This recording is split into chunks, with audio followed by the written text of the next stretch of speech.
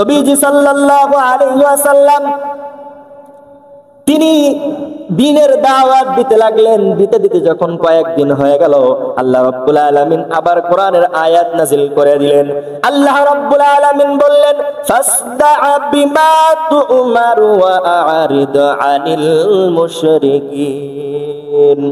নবীজি সাল্লাল্লাহু আলাইহি ওয়াসাল্লাম তাকে আল্লাহ ডাক দিয়ে বললেন, ও আমার পয়গম্বর, এবার যান আপনি বড় পরিসরে আপনি আপনার জাতিকে, আপনি আপনার কওমকে আপনি দাওয়াত দিতে থাকেন এবং মুশরিকদের থেকে আপনি মুখ ফিরিয়ে নেন। এই আয়াত নাজিল হওয়ার পরে নবীজি সাল্লাল্লাহু আলাইহি ওয়াসাল্লাম সময় নষ্ট না করে সাফা পাহাড়ে চলে গেলেন। সাফা পাহাড়ে যাওয়ার পরে নবীজি সাল্লাল্লাহু আলাইহি ওয়াসাল্লাম সাফা পাহাড়ের চূড়ায় উঠে তিনি তার কওমের লোকেদেরকে ডাক দিলেন। কওমের লোকেদেরকে সবাইকে যখন ডাক দিলেন, সবাই যখন একত্রিত হয়ে গেল, সবাই একত্রিত হওয়ার পরে এইখান থেকে কথাগুলো একটু ভালো করে বুঝবেন মুসলমান। নবীজি সাল্লাল্লাহু আলাইহি ওয়াসাল্লাম তিনি যখন সাফা পাহাড়ে উঠার পরে তার কওমের লোকেদেরকে ডাক দিলেন। ডাক দেওয়ার পরে তার কওমের লোকেরা যখন হাজির হয়ে গেল, সবাই চলে আসলো। নবীজি সাল্লাল্লাহু আলাইহি ওয়াসাল্লাম ডাক দিয়ে বলে, ও আমার কওমের লোকেরা, ও আমার আপন আপন আত্মীয় স্বজনেরা, আমি যদি এখন বলি এই যে তোমরা পাহাড়ের সামনে আছো এবং আমি পাহাড়ের উপরে আছি, এখন যদি আমি বলি পাহাড়ের অপর পাশে কাফের সৈন্যরা, অপর পাশে শত্রুরা আছে, তোমাদের সঙ্গে যুদ্ধ করার জন্য আসতেছে, তারা পাহাড়ের অপর পাশে আছে, তোমরা কি আমার কথা বিশ্বাস করবা নাকি? সকলেই বলে, হ্যাঁ, কেন তোমার কথা বিশ্বাস করব না? তুমি তো আল আমিন, তুমি তো সত্যবাদী, তুমি তো কখনো মিথ্যা কথা বলো নাই, তোমার এত বছর বয়সে তুমি কখনো আমাদের মাঝে মিথ্যা কথা বলো নাই, তোমার কথা কেন বিশ্বাস করব না?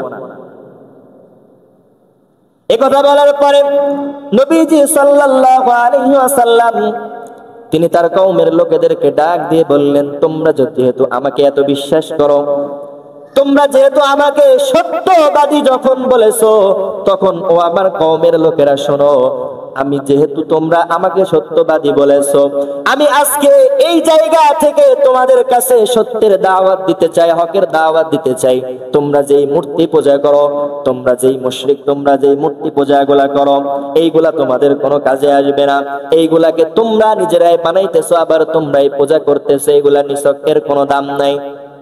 শুধুমাত্র তোমরা এগুলার ইবাদত করতেছো, এর কোনো দাম নাই। তোমরা সকলে আমার সঙ্গে কালেমা পড়ে মুসলমান হয়ে যাও, সকলে তাওহীদের পতাকা তলে চলে আসো। নবীজি দাওয়াত দিলেন সবাইকে। দাওয়াত দেওয়ার সঙ্গে সঙ্গে এই আবু লাহাব তিনি বললেন, তাব্বাল্লাকা ইয়া মুহাম্মদ। তিনি রাগান্বিত হয়ে বললেন, তাব্বাল্লাকা ইয়া মুহাম্মদ, হে মুহাম্মদ, তুমি ধ্বংস হয়ে যাও। এই কথা বলার সঙ্গে সঙ্গে এখানে আসেন, একটা কথা বলি আগে। নবীজি যখন জন্ম নেন, এই আবু লাহাব খুশি হয়েছিলেন না? আলোচনা মনে আছে আপনাদের? খুশি হয়েছিলেন। কত খুশি হয়েছিলেন?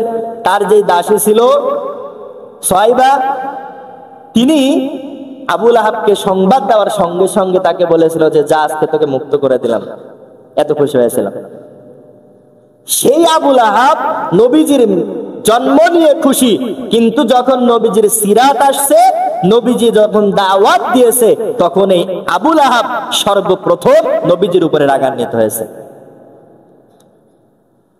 এখান থেকে মুসলমান বুঝতে হবে, যারা আজকে নবীজির মিলাদ নিয়ে যারা লাফায়, কিন্তু সিরাতের দাম দেয় না, নবীজির সিরাত অনুযায়ী জীবন যাপন করে না, তাদের জীবন আর আবু লাহাবের জীবনের ভিতরে কোনো তফাৎ নাই।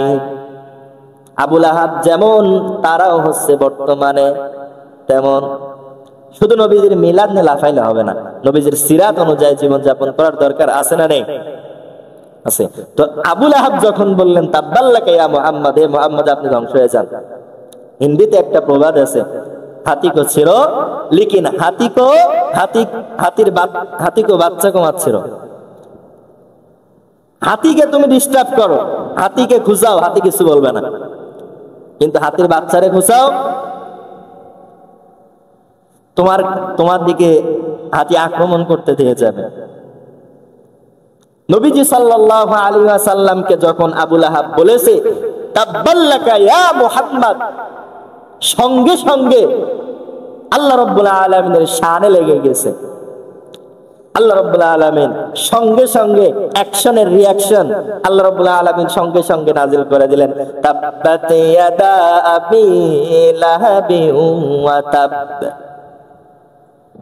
ধ্বংস হয়ে যাক আবু লাহাব এবং তার দুই হাত। সূরা লাহাব আল্লাহ রাব্বুল আলামিন নাজিল করে দিলেন।